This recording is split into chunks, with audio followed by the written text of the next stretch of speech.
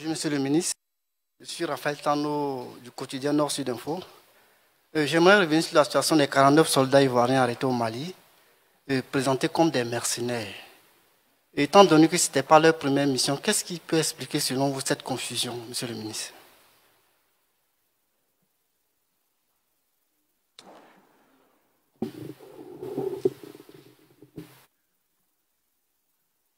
En ce qui concerne la situation de nos soldats au Mali, je voudrais rappeler que donc, le Conseil de sécurité s'est réuni et à cet effet, un communiqué a été produit. Je voudrais que nous nous en tenions à ce communiqué sans entretenir donc, de quelque façon que ce soit des polémiques. Il y a une forme donc de banalisation de nos institutions qui ne saurait être acceptable. Pour ce qui concerne la Côte d'Ivoire, le Conseil de sécurité est l'instance suprême qui se prononce sur les questions de sécurité nationale et ce Conseil est présidé par le chef de l'État. Vous pouvez comprendre que nous ne pouvions tolérer que soient mises en doute les conclusions de ce Conseil de sécurité, si ce n'est que par ailleurs on veut chercher à banaliser la parole donc de l'État ivoirien. Cela est inacceptable et je tiens à le signaler ici.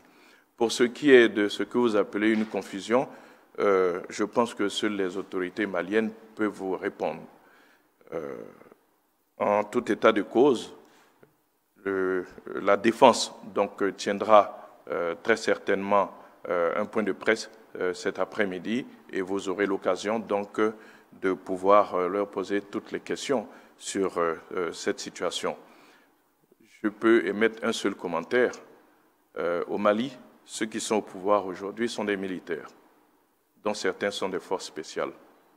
Ils savent comment on renverse un régime. Ce ne sont pas des touristes qui arrivent dans un aéroport, qui rassemblent leur passeport pour aller remplir des formalités de police. Je ne ferai pas d'autres commentaires sur cette question.